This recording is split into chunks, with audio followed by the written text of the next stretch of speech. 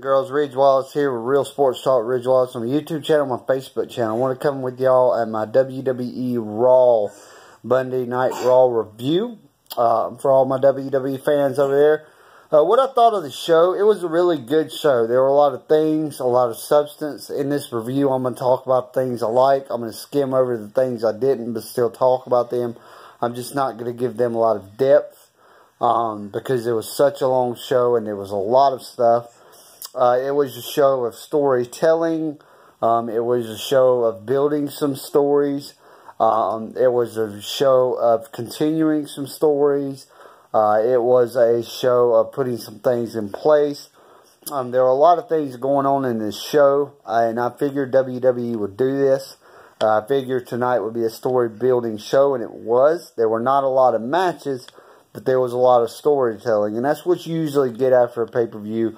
You get more storytelling on the next show, especially the Monday night after. And I'm sure next week will be more matches as we move on and on.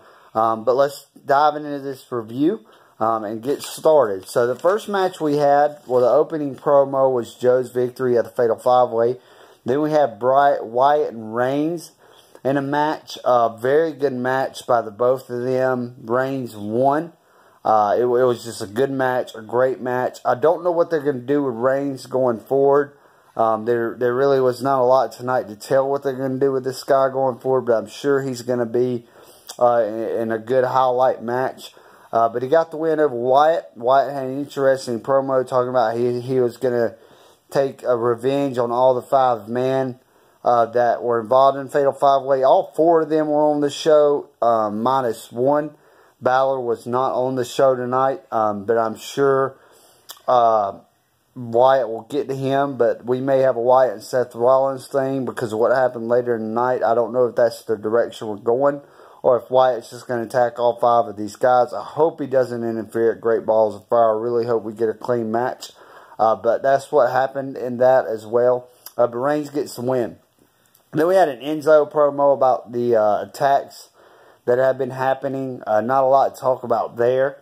Then we had an Angle mystery text. Again, we had another segment on the mysterious text by Kurt Angle.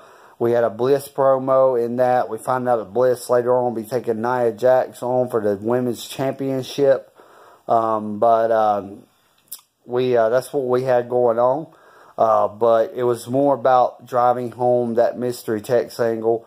I think we're going to get a lot more of that. It's going to obviously be a return of Stephanie McMahon.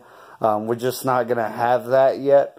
But we're probably going to have some more build. And I'm very interested to see what part Corey Graves plays in this. Then we had Samson and Ambrose had a match. It was more of just Samson beating down Ambrose. Ambrose got a little bit in. Ambrose wants his IC title rematch, which he's obviously going to get, I guess, at the Great Balls of Fire pay-per-view. But I'm excited to see what they do with Samson. I don't know what direction they're going to go with him. I don't know if we're going to have a rivalry with Ambrose after Great Balls of Fire. But we'll see. But obviously, Ambrose and The Miz are not done yet. Obviously, Ambrose is going to get his rematch for the IC title. Then we had that very thing happen. Ambrose was given an IC title rematch, not a definite date, but he was given one. Then we had probably, I think it was one of the best segments of the night. I enjoyed it. I loved it. But it was Joe. And he talked about how he was going to beat Lesnar. Heyman came out and really put over Joe. And then he went to put over Brock Lesnar, but you really don't need to put over Brock Lesnar. The dude puts over himself. But then what happened next is Joe put Heyman in a corner and very subtly kind of just told him what he was about to do to him and told him he was going to put him in a clutch, told him he was going to put him to sleep. He did. So that was really cool. And then he gets backstage and gets chewed out by Angle, and then Rollins interferes with him and tells him that he's not done with Joe yet, telling Joe this, that I'm not done with you yet, that I'm not the other 4 guys. Angle makes a match for them. Then we pan into Cesaro and Sheamus. They win their match. Not a lot to talk about there. TJ Perkins won his match. He's attacked by Neville. I believe that we're going to get a Perkins and Neville story build now. We know tomorrow night on 205 Live they're going to face for the Cruiserweight title. But I do believe Neville's going to get the win, but I don't think tomorrow night's going to be the last night we see these two go. I'm pretty sure we're going to get a good storyline that's going to build into Great Balls of Fire for a Cruiserweight Championship match. But they had a good, decent match with Perkins against Mustafa Ali. It was decent, but the big story was Neville and the attack afterwards. And then we had Kurt Angle come out and pull Corey Graves to the side. Pulled him off air pretty much. You know, we don't see this a lot, but this goes back into the segment of Kurt Angle and this mystery text and this involvement of Graves. I'm interested to see how they involve Corey Graves into this. We know it's going to be the return of Stephanie McMahon, obviously, but I'm curious to see what factor Graves plays in this as far as her return and how it affects Angle and how it affects him and what role he has. Obviously, the angle that WWE is selling right now is this is a guy that's getting the text and getting all the information, so maybe he's the middleman.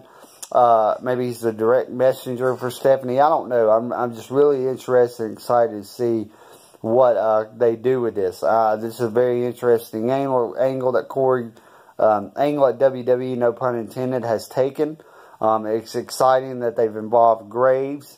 And I'm just really excited to see where this goes. But I'm sure this is going to be something that lasts a good couple weeks. We're not probably going to get a payoff anytime soon. We're probably going to get a payoff later on down the road. Then we had Ambrose sneaks back into the arena. We pinned a Cass being attacked. I thought that we were probably going to get a heel Cass turn on this show, but now I have no idea where they're going with this. Obviously, they're building a story. Like I said, you know, within this show, there was story building and building on to stories that already exist. And the Cass one is one that already exists, and we're just building upon it. Then we had Miz Intercontinental title celebration. We had a little I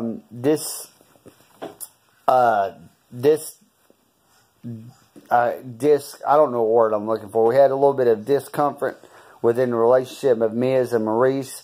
Maurice got Miz a clock. Miz was so paranoid that he beat it down with a steel chair and broke it in its wrapping. That's what WWE is selling because of paranoia of Ambrose. Miz upset Maurice. She shoves the mic in his chest. Obviously, it's all storytelling. I'm pretty sure they have no problems outside of this. It's just storytelling by WWE. But Miz was attacked by Ambrose.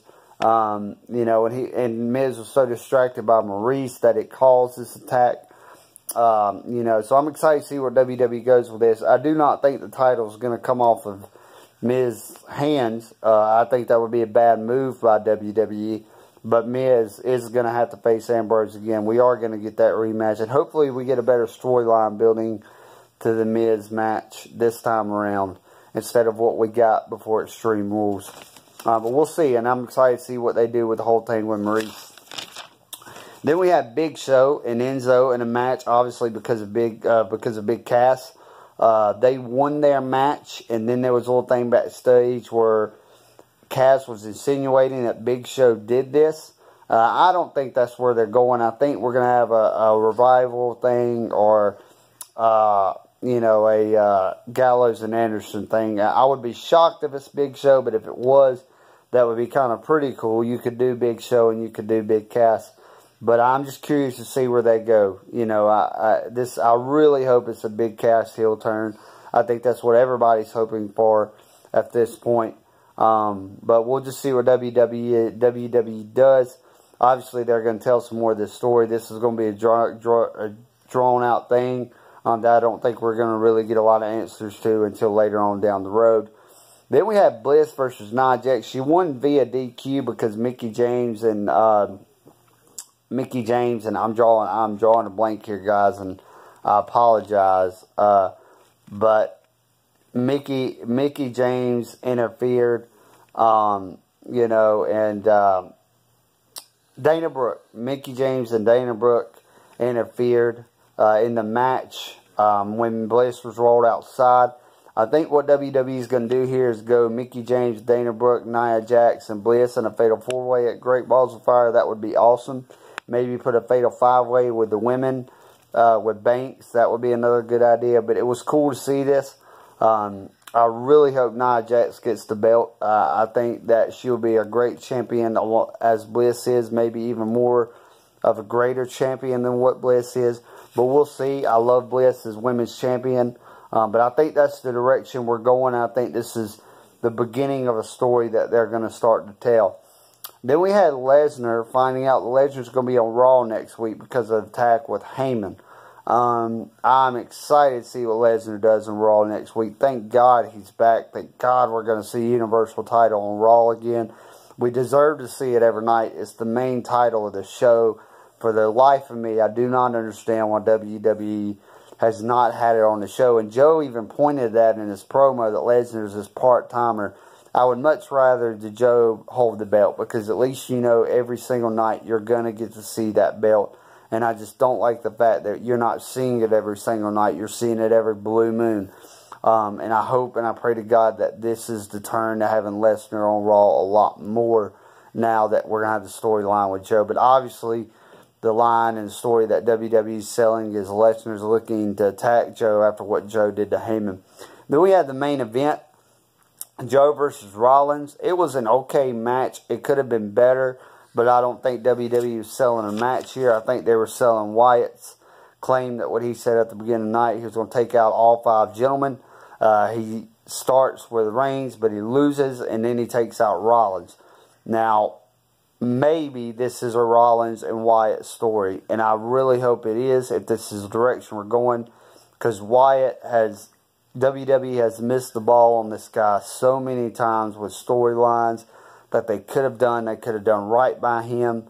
They haven't. Every match and every storyline he's in, he always comes out on the opposite end of the win column in the storyline. And it'd be nice to see him actually have a storyline where he's the victor. But I don't think that's the case. Even if they do one with Rollins, I'm pretty sure in the end Rollins is going to be on the bright side of the win column where he normally is, and that's on the other side of the win column. But it's exciting to see what they're doing. And this is, like we said at the beginning of this review, this is a starting of a storyline. And that's what you get with a show like this. But overall, I thought it was a great show. I thought it was a really good show, excuse me. It kept me on TV. It kept me glued. A lot of storytelling. We added on to the cast story. We added on to the Angle story. But we started some new stories with Joe and Lesnar, Wyatt, Rollins, seeing what they're going to do with Reigns. Added on to Goldust and R-Truth. We get the new story of T.J. Perkins and Neville. So we get new stories and we get to add on to some stories as we go into Great Balls of Fire. I think they've got 4 weeks before Great Balls of Fire. Maybe more, maybe 5. I don't know. I'll get back with you guys on that. But they've got some time to do some stories. So I'm excited to see what they do. And, a quick preview of tomorrow night, Tuesday Night SmackDown. We do have Shinsuke Nakamura on the show. I'm excited to see what they do. I'm pretty sure we'll get more of Mahal and Orton and things like that. And more of New Day and Usos. But it's been great talking to you guys tonight. It was a great WWE Raw. One of the best so far. I really enjoyed it. Next week's probably going to be another great week. I hope we get Balor next Monday night back. I'm excited to see what we get with Lesnar. I'm excited for tomorrow night, Tuesday Night SmackDown. But until then, be blessed, guys. I'll have a FSU news video tomorrow afternoon for my Florida State people. But until then, be blessed. Hope you guys have a great night. And I will see you guys soon. Drop a comment, subscribe if you haven't.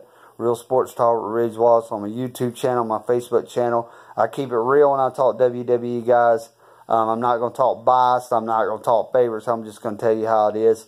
So if you want a real, no bias, no games, just straight up WWE talk, then this is the place to find it. But until then, hope you guys have a great night, and I will talk to you guys soon.